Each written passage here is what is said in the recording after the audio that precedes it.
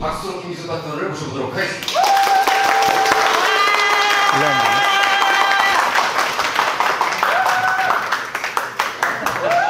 아이고. 네.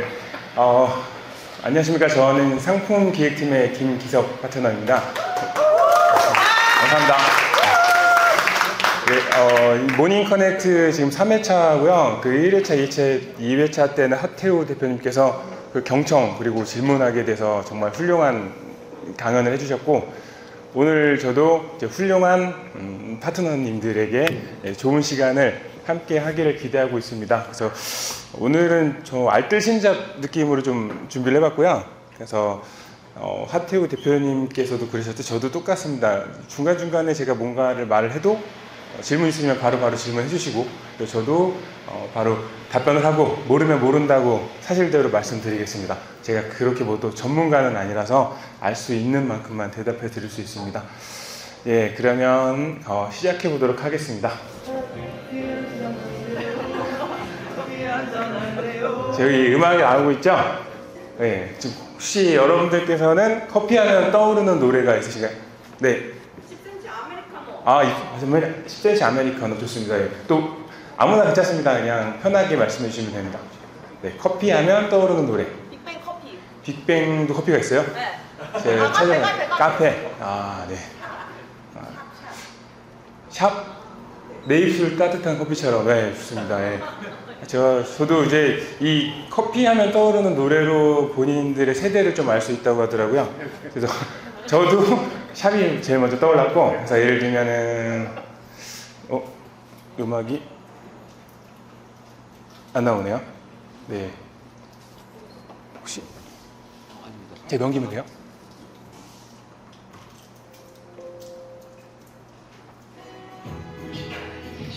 네. 이렇게 음악이 미드 커피도 있죠. 네.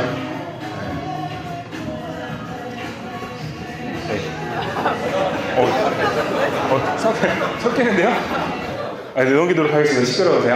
네, 그러면 다른 질문을 해보도록 할게요. 여러분들의 취향에 대한 질문을 한번 해볼 건데, 여러분들은 아메리카노가 취향이신가요? 아니면 라떼가 취향이신가요? 우선 아메리카노 손 들어주세요. 네, 아메리카노 절반 좀 이상 드시는 것 같고, 라떼가 취향이시다. 라떼도 굉장히 많네요. 둘 다 드시는 분도 계시고, 아메리카노가 조금 더 높았던 것 같습니다. 그러면은 아메리카노도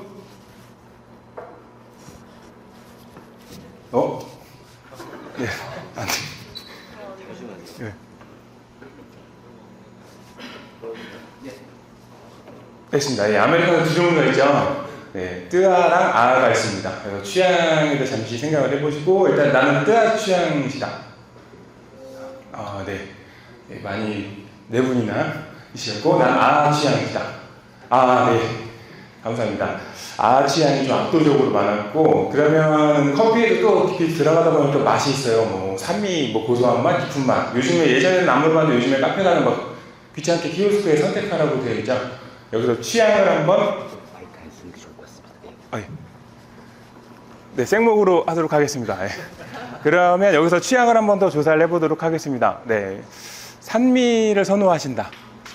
산미 한 5분 정도? 고소한 맛을 선호하신다.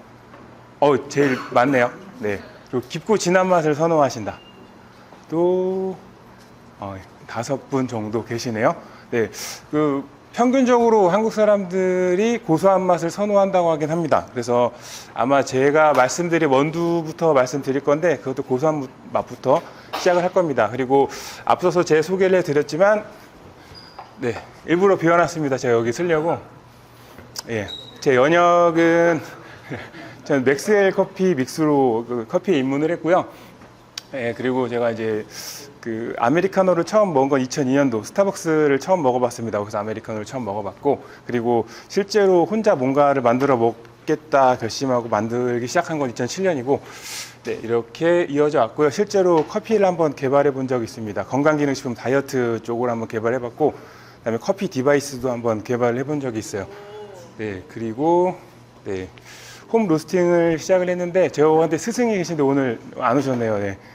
예, 제 홈 로스팅 가르쳐 주신 분이 한 분 계세요. 저희 훌륭하신 파트너님이 한 분 계시는데, 네, 그리고 전 드디어 2024년에 리차드를 만나게 됐습니다. 네, 그리고 소소하지만 출처는 말씀드릴 수 없지만 바리스타 자격증이 있습니다. 네, 제가 지난 1년 6개월 동안 오늘의 모닝 커넥트 발표를 위해서 유럽 연수를 다녀왔습니다. 그래서 열심히 유럽에서 커피를 배우고 왔습니다. 본고장에서 커피를 배우고 왔고요. 뭐 스페인, 뭐 이탈리아 등등 나라에서 여러 공간에서 체험을 하고 왔습니다. 어떤 식으로 먹나. 스페인 같은 경우는, 이탈리아 같은 경우에는 테이크아웃이 없더라고요. 네, 뭐 그런 것도 나중에 좀 말씀드리겠습니다. 에스프레소라는 말 자체가 이탈리아에서 나온 거였고, 빠르게 추출해서 빠르게 먹는다. 그래서 40초 안에 먹어야 된다라는 룰이 있어서 서서 먹고 그냥 나가버립니다. 그래서 절대 테이크아웃으로 잔을 테이크아웃을 해주지 않고, 근데 스페인은 좀 다르게, 스페인은 좀 요만한 종이컵에다가 테이크아웃을 해주긴 합니다. 네, 그런 수련을 마쳤고, 이거는 제가 앞서서 말씀드린 제가 커피를 어떻게 시작하게 됐는지, 네, 맥스웰 커피 믹스 당구장에서 먹기 시작한 것부터 시작해서 이렇게 와서 마지막에 티몰튼이 있는데, 제가 티몰튼 아직 못 가봤습니다. 여기 양쪽에 여기 코엑스하고 트레이더스죠. 트레이더스 건물에 있다고 했는데 아직 못 가봤습니다, 지금. 그래서 오늘 꼭 가보려고 합니다. 티몰튼. 네. 그리고 커피를 추출해서 내려 먹으려면 많은 방법들이 있습니다. 이거는 집에서 추출해서 드실 수 있는 방법들인데, 이거 제가 다 사용했던 방법들이고, 여기서 지금은 한 4개 정도를 사용하고 있습니다. 네. 그리고 저는 건강기능식품 회사에서 근무를 했었는데요. 주 종목이 건강기능식품이었고, 유산균 브랜드를 좀 여러 개 만들어 봤는데 유산균이 좀 메인이었습니다. 제일 잘 된 게 유산균이었고, 좀 바이럴 마케팅을 많이 하다 보니까 유기농이라던가 부원료 유기농이라던가 이런 부분들을 많이 강조했는데, 여기서 대단하신 분이 반응을 해주셨습니다. JYP가 반응을 해주셔가지고, 협찬은 아니었고, 진짜 협찬이 아니었고, 루틴, JYP 모닝 루틴이라고 해서 이 부분들 요거트 드시고 올리브오일 드시고 유산균 드시고, 근데 유산균이 제가 이제 만든 브랜드의 제품이었어가지고 매출이 5배가 하루 만에 성장을 했고, 네, 그래서 이렇게 많이 만들어냈고요. 그리고 쾌변 유산균도 만들어내고 다이어트 유산균도 만들어내고, 그리고 매출이 한 60%를 차지하게 되는 정도까지 성장을 했고, 그리고 회사의 주종목은 원래 다이어트였습니다. 그래서 다이어트 제품의 매출이 30% 정도 되고, 네, 저 다이어트의 기능성을 알고 싶으시면 저한테 물어보시면 다 답변해 드릴 수 있습니다. 신소재까지, 개별 인정형, 고시형의 어떤 차이가 있고, 그래서 이런 부분들이 있었는데, 회사에서 한 매출의 한 15% 정도를 차지하고 있는 어두운 면이 있어요. 어떤 면이었냐면, 다이어트 식품을 열심히 팔고 있는데, 살이 찌는 제품도 팔고 있었습니다. 그 살이 찌는 제품은 이런 음료 베이스. 네. 보통 우리가 카페에서 그 에이드라던가 라떼, 딸기 라떼 같은 거 드실 때 들어가는 설탕 들어가는 그런 베이스들, 이런 부분들을 팔고 있었고, 회사에서는 약간 숨기는 입장이었고, 그런데 매출은 굉장히 잘 나오는 편이어서, 네, 이 카페쇼였고, 제가 작년에 카페쇼에 참석을 했을 때 카페 리차드 공교롭게도 옆 부스에서 전 회사에서 열심히 하고 계셨습니다. 그래서 이렇게 많은 카페 원료들이 있습니다. 요거트, 여러분들이 드시는 요거트 스무디는 사실 진짜 요거트라기보다 파우더에다 얼음을 가는 겁니다. 요거 제일 많이 나오는 제품이고요. 에이드에 들어가는 제품부터 라떼에 들어가는 제품들, 네, 그리고 팝핑보바라고 혹시 아시는 분이 있는지 모르겠는데 유튜버들한테 굉장히 핫했었어요. 개구리알이라고. 근데 여기에 독점이었었습니다. 그래서 드실 때 어마어마하게 운 좋게 상승을 했습니다. 그래서 저 운 좋게 카페에 대한 부분들에 좀 관심을 가졌었고, 커피 말고도 음료 베이스에 대한 부분들을 많이 경험을 해봤습니다. 개발에 좀 참여해봤고, 맛 테스트도 참여해봤고, 그러다 보니까 좀 욕심이 생겨서 이런 다이어트 커피를 출시하게 됐습니다. 근데 건강기능식품이고, 바지리카노, 비우리카노라는 제품을 출시를 했고, 비우리카노는 아마 연상이 되시겠지만 쾌변하게 할 수 있는 도움을 주는 커피입니다. 그래서 콜드브루 베이스로 만들었고, 바지리카노는 체지방 분해, 체지방 축적을 억제하는 그런 기능을 가지고 있습니다. 그래서 아침에는 쾌변을 하셔야 되니까 비우리카노를 드시고, 오후랑 저녁에는 바지리카노를 드셔라 였는데, 지금 욕심으로는 디카페인을 만들었으면 좋았지 않았을까. 오후에 더 많은 소비를 할 수 있게끔. 그리고 해보고 싶은 건 다 해봤습니다. 그래서 건강기능식품은 원래 광고 규제가 심해서 기능성이라던가 맛이라던가 이런 부분들에 대한 부분들을 노출할 수 없었는데, 네, 뭐 이런 것까지 만들었습니다. 진짜 바리스타랑 협업을 해서 블렌딩을 하고 스페셜티 원두를 넣고 이런 부분들을 만들어서 네, 여기 뉴욕이고요. 그리고 뉴욕 커드를 섭외해서 그 센트럴 파크에서 네, 진짜 센트럴 파크입니다. 올 로케이션 촬영을 했고요. 그래서 네, 네. 진짜입니다. 이거 예, 합성 아니고 네, 이렇게 해서 뉴욕 커들이 조깅을 센트럴 파크에서 조깅을 하고 네, 네, 걷고 할 때 이게 휴대용으로 언제나 간편하게 먹을 수 있게, 그리고 또 보면 이제 관리를 잘 하시는 분들이죠. 그래서 쉽게 관리할 수 있다는 컨셉을 해서 네, 이런 것들 해봤고 반응은 꽤 좋았습니다. 인플루언서들한테 반응이 좀 좋았던 제품이고 네, 네, 네, 그랬습니다. 그리고 회사는 원래 요거트 메이커라고 한 10년 전에 예. 네, 알겠습니다. 10여 년 전, 10년이 좀 넘었을 겁니다. 요거트 메이커라고 홈쇼핑에서 좀 핫했던 제품인데 이런 거를 좀 만들어서 팔았던 제품인데 이제 커피도 만들고 요거트 메이커는 기존에 있던 제품이고 하다 보니까 장비에 좀 욕심을 냈습니다. 그래서 커피를 추출하는 장비를 한번 만들어 보면 어떨까 그래서 이렇게 3D 모델을 한번 구성을 해봤고 자, 보시면 저기는 드리퍼가 있거든요. 요런 드리퍼입니다. 요런 드리퍼를 한번 만들어 보고 싶어서 만들었는데 테스트를 많이 해봤는데요. 저 기술들의 최고 기술들은 거의 일본이 가지고 있습니다. 저 하리오도 일본 거고 칼리타도 일본 거고. 근데 저희가 이제 한국에서 토종 기술로 만들어 보자 했는데 안 되겠더라고요. 좀 맛이 없었습니다. 이게 뭐 회오리 공법이니 뭐니 해가지고 뭐 이렇게 뭐 석박사 연구진이라는 걸 해봤는데 결국에 안 돼서 네.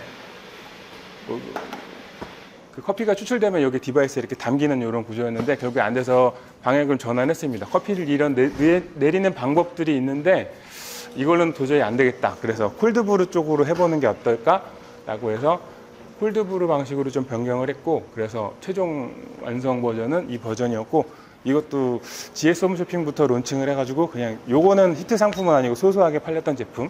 네, 그래서 지금 뭐 커피도 만들어 봤고, 네, 커피를 추출하는 디바이스도 만들어 봤고, 뭐 그랬습니다. 그리고 작년에 리차드를 만났습니다. 네.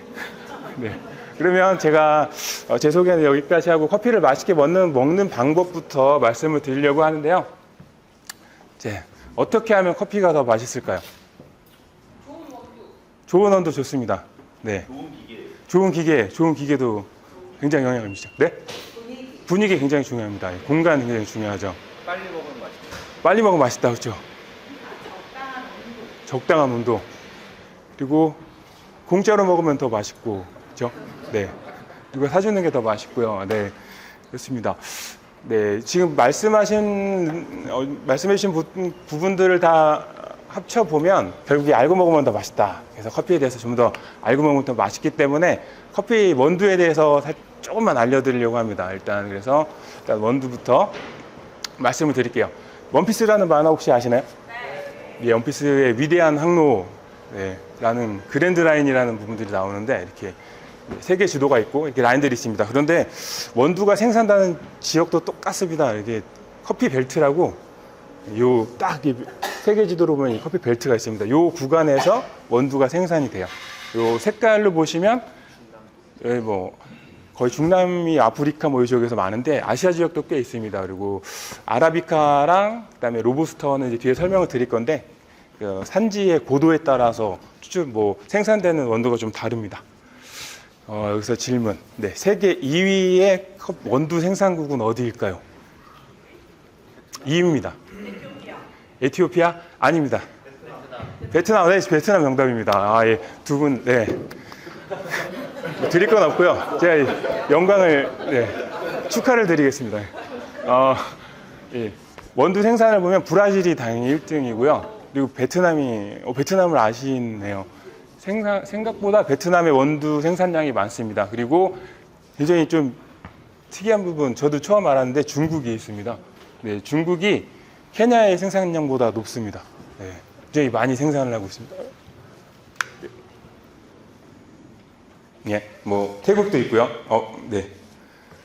네. 그러면 저희가 말씀드린 커피 벨트에 아라비카 커피와 뭐 로부스타 뭐가 다르냐, 네, 이런 부분들에서 간단히 좀 준비를 해봤는데, 일단 뭐 쉽게 말씀드리면 맛이고, 그리고 이제 어디에서 생산이 되느냐를 따지면 고도로 보시면 될 것 같아요.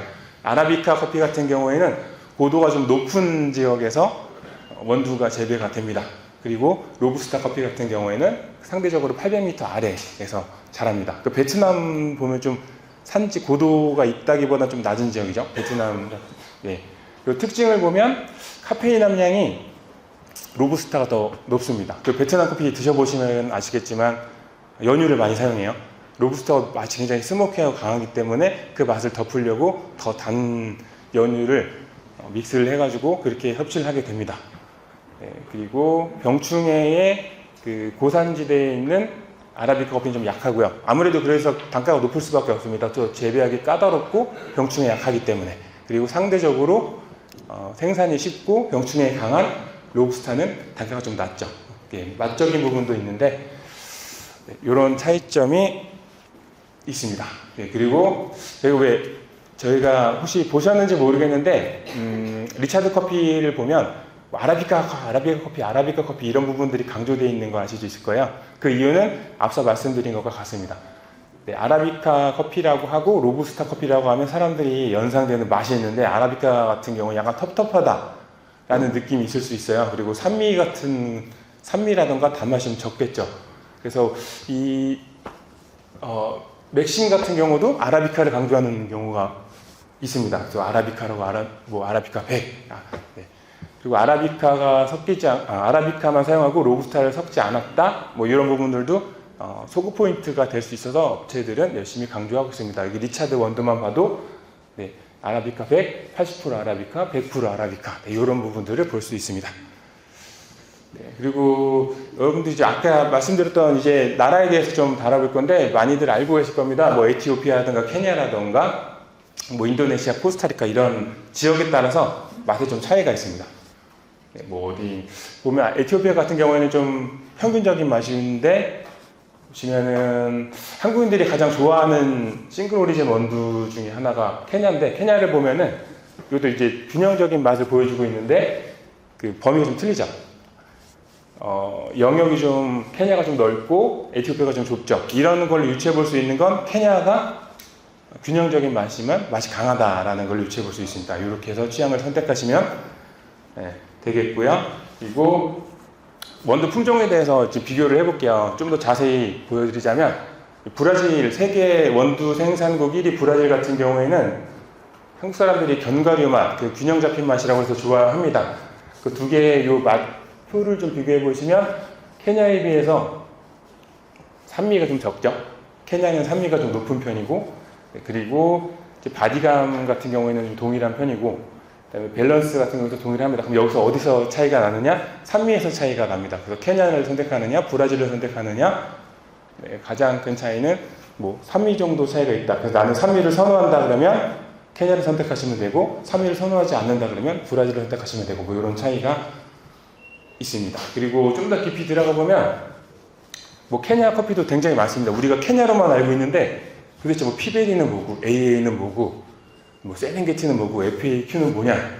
네, 여러분들이 오늘 이 강연이 끝나고 나면 지인분들에게 좀 뭔가 아는 척을 하실 수 있을 정도로 지식을 얻을 수 있을 겁니다.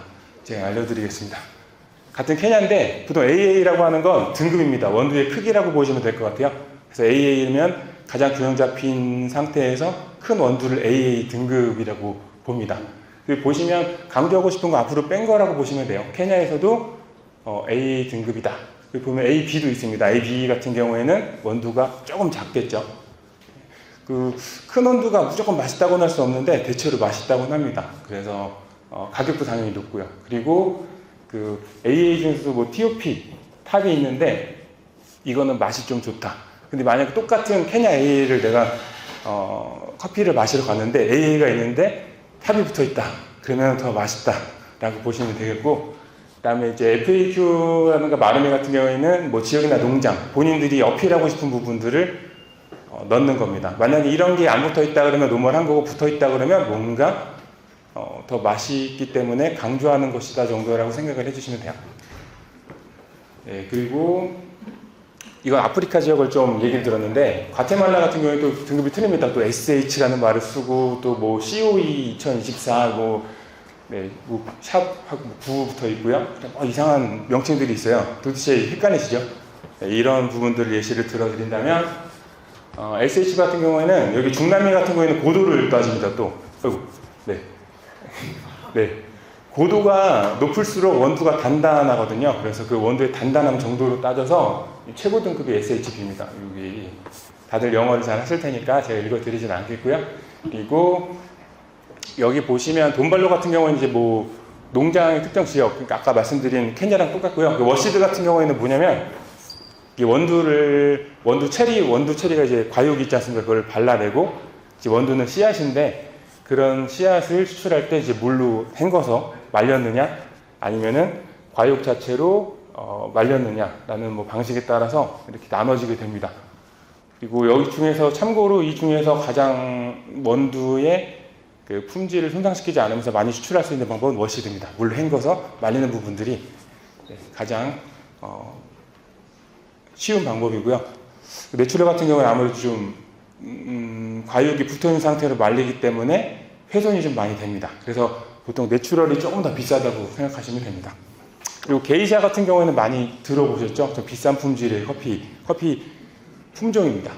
이렇게 보시면 되고 말씀드린 커피 체리가 이렇게 생겼는데 커피 체리가 이렇게 뭐 여러 가지로 과육이 있고 뭐 점액질이 있고 내피가 있고 은피가 있고 뭐 이렇게 있는데 내추럴 같은 경우에도 말씀드린 대로 건조를 시키고 껍질을 발라내는 추출을 하는 방법이고 워시드 같은 경우에는 과육을 제거하고 점액질을 제거하고 물로 헹궈서 건조시키고 추출하는 방식입니다. 그래서 요거는 수작업을 해야 되고 요거는 기계로 가능하기 때문에 이쪽이 많이 선호되는 방식이죠.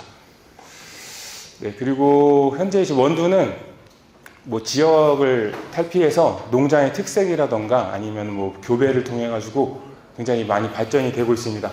최근에는 그 엄보람이라고 2023년 월드 바리스타 챔피언 하신 분인데 잘생긴 바리스타라고 굉장히 인기가 좋으세요. 그리고 원두에 대한 마지막 설명인데 여기 보면 원두 생두 같은 경우에는 뭐 마이크로라, 프리미엄, 컨벤셔널, 스페셜티 뭐 이런 부분들이 있는데 이게 무슨 말이냐면 스페셜티는 다들 들어보셨죠? 요즘에 스페셜티 하도 광고를 많이 하니까 80점 이상, 뭐 90점 이상 이렇게 어떤 협회가 만들어져 있는데 미국을 중심으로 해서 그 사람들이 평가한 이 원두의 품질 기준 합격한 점수에 따라서 이렇게 등급을 나눠줍니다. 그래서 이게 평균 등급이 커머셜 등급이고 그다음 프리미엄, 스페셜 이렇게 되어 있는데 조심하셔야 될 부분들은 이제 스페셜티라고 했는데 스페셜티가 아니라 스페셜티 블렌딩이라고 되어 있는 경우가 있어요. 뒤에서 설명드릴 텐데 그러면 스페셜티가 얼마나 들어간지 알 수 없습니다. 그냥 현혹시키는 걸 보시면 돼요. 예, 그 원두 다음으로 중요한 건 로스팅인데 이거 로스팅 굉장히 중요합니다. 어떻게 로스팅을 하는지 제가 집에서 홈 로스팅 한 영상을 한번 보여드릴게요. 이렇게 검은 콩을 볶듯이 이렇게 볶습니다. 그거는 알리익스프레스에 들어가시면 5만 원 정도 구매하실 수 있고 쿠팡에서도 구매하실 수 있습니다. 이 단점은 속도가 좀 느려요. 네. 이렇게 해서 테이블에 올려놓은 것처럼 그 초록빛을 띠는 생두가 노란빛을 수분이 날아오면서 노란빛을 띠다가 이렇게 갈색으로 변해 갑니다. 그리고 너무 귀찮아가지고 에어프라이어 방식으로 되어 있는 로스팅기를 하나 구매했어요. 이거는 되게 쉽습니다. 맞춰놓으면 이렇게 로스팅이 돼요. 요즘에 가장 많이 사용하는 기기입니다. 굉장히 편해요. 대신 문제는 100g씩밖에 최대 100g씩밖에 못한다는 게 단점이고 집에서 로스팅을 하려면 좀 이런 과정을 거칩니다. 이렇게 80g 원두를 계량을 했는데 로스팅을 하고 나면 수분이 날아가기 때문에 많이 한 12g 정도가 손실을 봐요. 그래서 68g이 남고 그리고 여러분들 육안으로 테이블에 있는 거 보실 수 있겠지만 생두가 로스팅 되면 이렇게 커집니다. 그래서 2차 로스팅 되면 더 커집니다. 네. 그리고 수분이 날아가고 빈공간이 생기고 그리고 맛있게 먹으려면 최적의 로스팅을 찾기 위해서 어느 정도의 온도에 얼마를 했느냐를 이렇게 찾아내고 왜 이런 걸 했냐면 이 원두는 어떻게 했을 때 가장 맛있을까 그래서 그 온도랑 시간을 찾으려고 이런 테스트를 한 겁니다. 그래서 여기서 살아남는 테스팅을 해가지고 살아남는 게이지에 대한 데이터를 사용을 해서 앞으로 계속 먹게 되는 거죠. 좀 더 맛있게 먹으려고 하는 방법이고요. 그 다음으로 중요한 건 이제 블렌딩이거든요. 싱글 오리진이 아닌 경우는 보통 블렌딩 커피를 많이 먹게 되는데 우리가 먹고 있는 리차드 원두도 블렌딩 커피입니다. 요거는 참고 삼아서 카페 리차드에서 이제 블렌딩을 연구하고 있는 자료 사진이고요. 여러분들 이게 원두 같은 거 구매하시다 보면 블렌드 커피가 많이 있으신데 보면은 이게 공개할 의무는 없거든요. 원산지를 브라질, 콜롬비아 이렇게 들어가 있는 경우가 있어요. 근데 대충 맛이 예상이 되시죠? 브라질 같은 경우는 지금 앞에서 보셨겠지만 견과류 맛이 나고 균형 잡힌 맛이겠구나. 콜롬비아도 좀 비슷한 성향이거든요. 그래서 부드러운 맛이겠구나라고 연상이 되실 거고, 풀시티 같은 경우는 로스팅 정도예요. 그래서 어느 정도까지 로스팅을 했냐. 이게 왜 중요하냐? 로스팅의 어떤 정도에 따라서 어떤 방법으로 추출해야 맛있는지를 나중에 알 수 있기 때문에 네, 그렇습니다. 그래서 아까 말씀드린 스페셜티로 현혹시키는 사례들입니다. 이렇게 보시면 네, 백다방 스페셜티 커피를 블렌딩 했습니다. 라고 얘기하고 있고, 여기도, 네, 상위 7% 뭐 스페셜 커피를 블렌드 했다. 여기 1%가 들어간 스페셜티 원두가 1%가 들어갔는지, 뭐 0.5%가 들어갔는지, 30%가 들어갔는지 아무도 알 수 없습니다. 그냥 그렇게 사용을 합니다. 그리고 이렇게 설명을 했다 그러면 뭐 거의, 네, 냄새날 정도만 들어갔다라고 생각을 하시면 돼요. 그냥 무시하시고 넘어가시면 됩니다. 그리고 그러면은 저희가 이제 여러 가지 조건을 봤는데요. 맛있는 블렌딩 원두의 조건은 좋은 생두를 사용하는 거, 그리고 좋은 로스팅을 하는 거, 그리고 마지막으로 좋은 블렌딩을 하는 거. 네, 그러면 좋은 블렌딩을 한 예시는 뭘까요?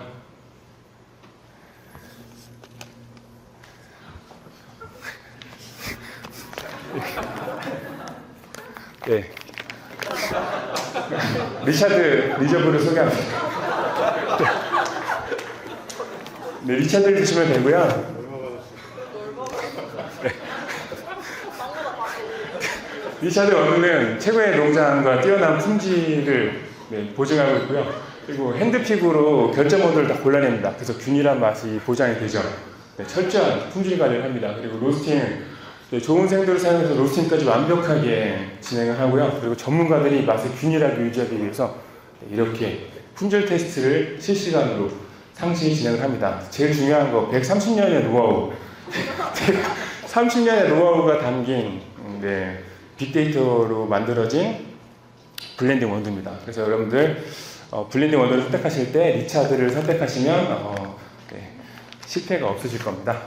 네. 추출 방법에 이제 좀 말씀드리려고 하는데, 추출 방법이 되게 여러 가지 방법이 있어요. 그리고 말씀드린 것처럼 추출 방법에 따라서 원두의 분쇄도는 달라집니다. 원두 구매하실 때 뭐 홀빈이냐 뭐 에스프레소냐 이런 거 뭐 물어보는 옵션들이 있으실 거예요. 근데 이런 것 때문에 그렇습니다. 간단히 설명을 드리면 우리가 에스프레소 추출하는 이 머신 같은 경우는 입자가 제일 가늡니다. 이유는 고압으로 쏘면서 추출을 내려야지 커피가 맛있는데, 이쪽으로 갈수록 고압을 쏠 수가 없거든요. 버티지 못합니다. 만약에 가정용 포트에서 굉장히 압력이 약한 이 포트에서 굉장히 고온 입자를 쓰게 되면 이 눌러주는 압력이 원두를 투과하지 못해서 추출이 안 되고 옆으로 물이 새거나 식거나 뭐 이런 문제들이 생깁니다. 그래서 오늘은 여기에 도구를 잠깐만 사용을 해볼 겁니다. 네.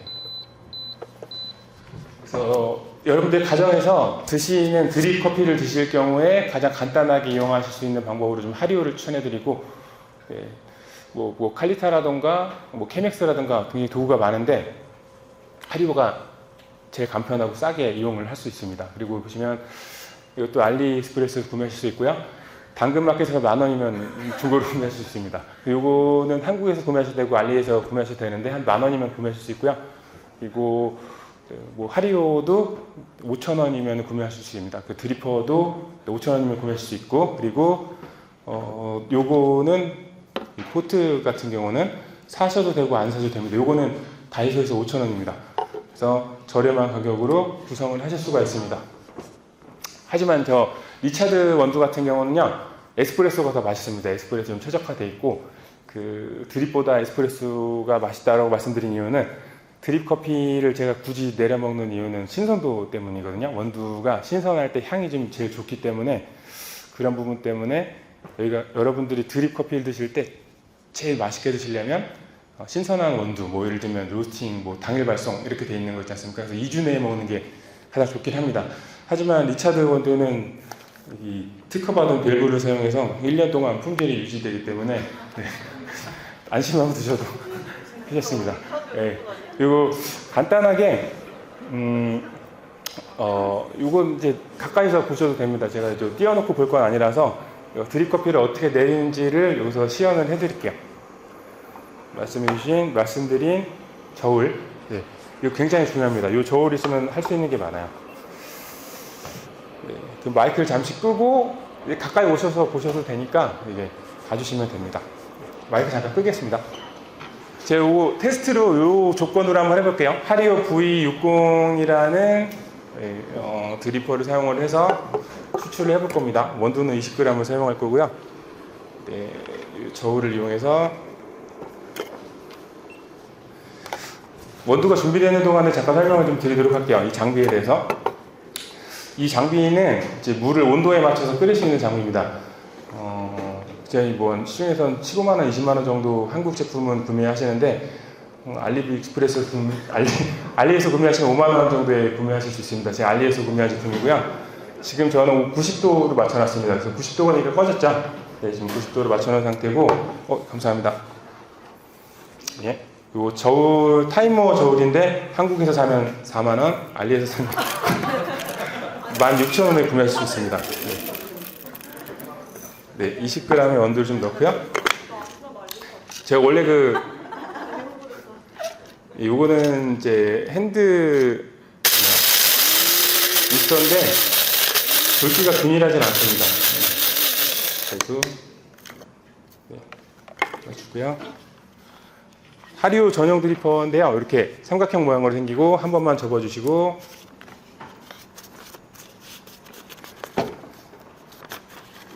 네, 깔아주시고 린싱이라고 여기다 이제 물을 부어줘야 됩니다. 물을 부어서 적셔줍니다. 오, 예.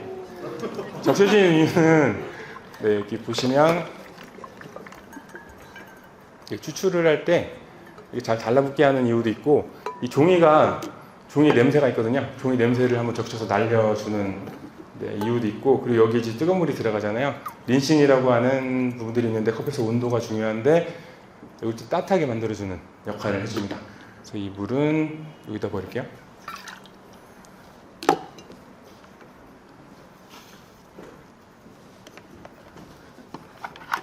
네. 저울에다가 올려놓고요. 잘 안 보이실 것 같은데 여기서 이제 요 저울은 시간이랑 무게가 같이 측정이 됩니다. 그래서 시간을 맞춰 놓고요. 40g으로 뜸을 들입니다.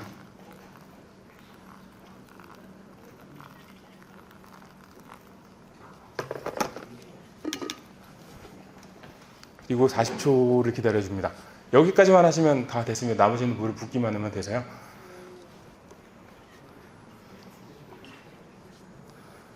(30초) 지났고요.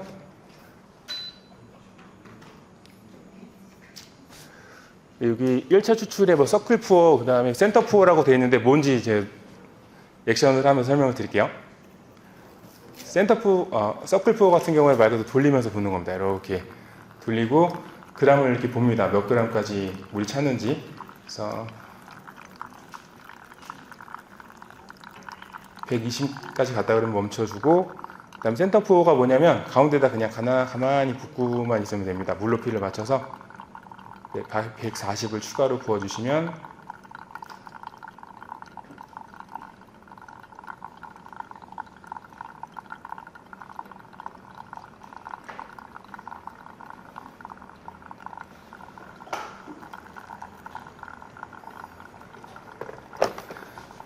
여기 한번 저어주시는 게 좋습니다. 지금 불었거든요. 그래서 이렇게 한번 저어주시고 기다리시면 됩니다. 굉장히 간편합니다. 하리보가 그래서 드립 커피 드실 때는 제일 간단한 방법으로 추출하실 수 있고요.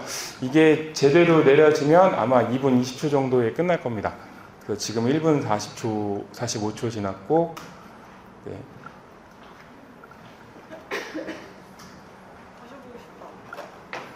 드셔도 됩니다. 깨끗하게 설거지를 해놔서. 네. 2분 지났고, 잠깐만 주세요. 네, 좀 이거는 네, 드리겠습니다. 그래서 조금 원두를 좀 두껍게 갈아가지고 2분 10초인데 2분 10초에 지금 완료가 됐고요. 네. 커피를 추출하신 다음에는 이렇게 한번 흔들어 주셔서 골고루 섞이게 하시면 네, 커피는 완성이 됐습니다. 네. 네, 이렇게 드립을 쉽게 내리시면 되고요. 네. 그리고 네, 커피를 이제 음미하시는 방법인데 와인이랑 굉장히 비슷해요. 이 커피를 이제 평가하는 어떤 뭐 지표인데 뭐 메가 뭐 복숭아 맛이 난다 뭐 이런 분들이 있는데 그리고 이제 오른쪽에 제가 참고로 와인 테이스팅 할 때 와인 테이스팅 노트를 좀 참고로 붙여놨습니다. 그래서 이게 와인 커피에도 싱글 오리진을 좋아하시는 분들은 와인도 좋아하실 확률이 높습니다. 네. 똑같이 품종에 따라서 맛을 비교하는 좀 재미가 있어서 네. 그리고 요거는 좀 시각적인 효과인데 커피가 주는 시각적인 효과인데요. 이 세 가지 컵 중에 가장 커피가 쓰다고 느낀 설문을 좀 진행한 테스트를 진행한 이력이 있는데 어떤 커피가 제일 쓰다고 느꼈는지는 밑에 표가 있죠. 네. 흰 머그잔에 커피를 제공했을 때 가장 쓰게 느꼈다고 말을 합니다. 그리고 투명한 잔은 그 중간, 그리고 파란 잔에 제공했을 때는 커피가 상대적으로 부드럽게 느꼈다고 합니다. 이거는 시각적인 효과고요. 커피가 흰색 잔에 담겼을 때 더 진하게 보이기 때문에 그렇게 연상을 한다고 합니다.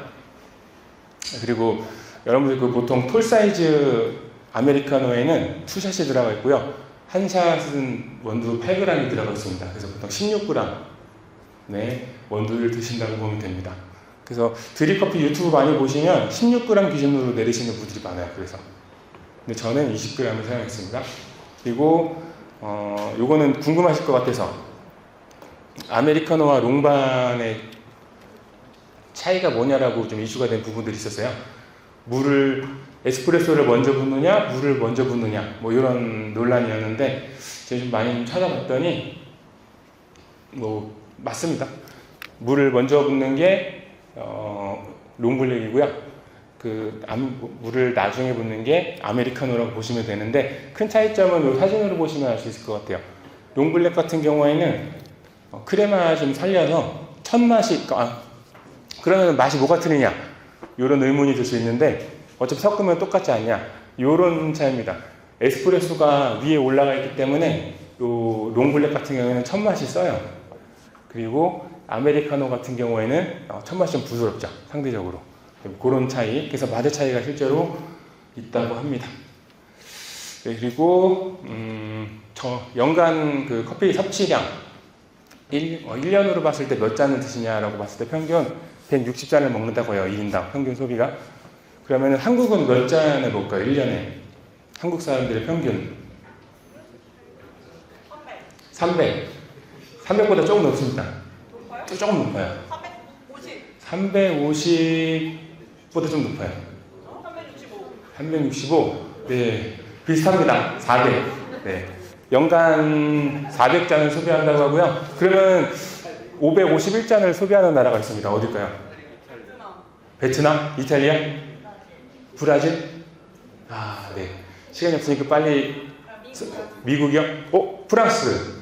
네, 프랑스입니다. 프랑스 사람들이 가장 원두 소비량이 많다고 합니다. 네. 그래서 이 커피 소비량이 가장 많은 프랑스에서 130년의 노하우로 만든 리차드 원두. 많은 사랑 부탁드립니다. 그리고 설문조사 결과 한국 사람들이 특히 카페인 섭취량이 높은 이유를 좀 조사를 해봤는데 또 우리가 인사를 할 때 커피 한잔 하자 이렇게 인사를 한다고 하죠. 전에는 차 한잔 하자 이렇게 했는데 요즘엔 커피 한잔 하자. 그래서 커피가 단순히 커피를 말하는 게 아니라 상징성을 갖게 되는 거고요. 그리고 이제 아침에 뭐 카페인을 좀 섭취하고 충전을 해서 잠을 깨려는 효과 이런 것들을 얻으려고 많이 드시기도 한다고 합니다. 그리고 오후에는 디카페인을 많이 찾으시고요. 실제로 우리 POC 진행했을 때 디카페인을 많이 드셨습니다. 그리고 그러면 이제 공간에 대해서 좀 얘기를 해볼 마지막입니다. 이 공간에 대해서 얘기를 해보려고 하는데 이제 공간 색깔에 따라서 그 커피 프랜차이즈는 많이 컨셉을 좀 가져요. 그래서 노란색 같은 경우에는 강렬하고 빠르고 경쾌한 에너지를 줍니다. 그래서 아메리카노 뭐 1,800원 이런 식으로 사람들을 유혹을 하고요. 그 매장에 들어가면 아마 경쾌하고 빠른 음악이 나올 겁니다. 빨리 먹고 나가라는 거죠. 그런데 스타벅스 같은 경우에는 상대적으로 좀 느리고 가격은 좀 높죠. 그리고 차분하고 평화, 여유로움 이런 이미지를 줘야 되기 때문에 색깔이 가지는 의미, 그리고 공간이 가지는 의미에 대한 마케팅이 이렇게 달라지고 있습니다. 이제 공간과 커피를 좀 보면 커피는 사실 뭐 커피라는 수단보다 공간에 대한 의미가 더 컸던 것 같습니다. 그래서 옛날에 이거 기억하시는 분이 있으실 수도 있고 경험하신 분이 있으실 수도 있고 없으실 수도 있습니다. 이런 것들이 있습니다. 민들레 형태가 굉장히 핫했었죠. 그 예전에 카페는 좀 이런 모양을 좀 갖췄었고, 그 다음에 더 과거에는 다방이라고 하죠. 이제 저런 형식을 갖췄었습니다. 네, 그래서 공간의 가치가 커피라는 매개체로 인해서 다양한 공간의 가치가 변하고 있고 제공이 되어 왔습니다. 그리고 스타벅스도 이거 발빠르게 스타벅스가 우리나라에 2,000개 매장이 넘는다고 합니다. 우리 세계의 매장 수가 세 번째로 많은 나라고요. 첫 번째는 미국, 두 번째는 중국이고요. 세 번째는 한국입니다. 그리고 이렇게 스타벅스는 5개 공간 정도를 차별화해서 공간 차별화해서 이런 컨셉을 가지고 제공을 합니다. 그리고 최근에는 뭐 갤러리 카페들도 많이 생겨나고 있고요. 그래서 이런 공간에 대한 의미들을 따져보면 제 원두를 많이 얘기했지만 리차드는 기본적인 품질이라던가 아니면 그 카페에서 사람들이 이 카페에 대해서 부정적인 인식을 갖지 않게끔 가장 최소의 수단입니다. 그래서 커피나 원두는 사실 거들 뿐이고 커피를 통한 공간의 활용이 진짜이지 않을까. 그게 우리 그 샌디 리차드의 의미이고 나아갈 방향입니다. 그리고 이런 공간에 대한 만족을 더하는 이런 부분들이 우리 컨셉이고요. 그래서 샌디와 공간을 잘 활용하고 공간에 대한 전문가인 샌디와 그다음에 그 원두 품질을 기본적으로 받쳐주는 리차드가 이렇게 하이파이브를 하게 되면 굉장한 시너지가 날 수 있을 거라고 생각을 합니다. 네, 그럼 여기까지 하고 마치도록 하겠습니다.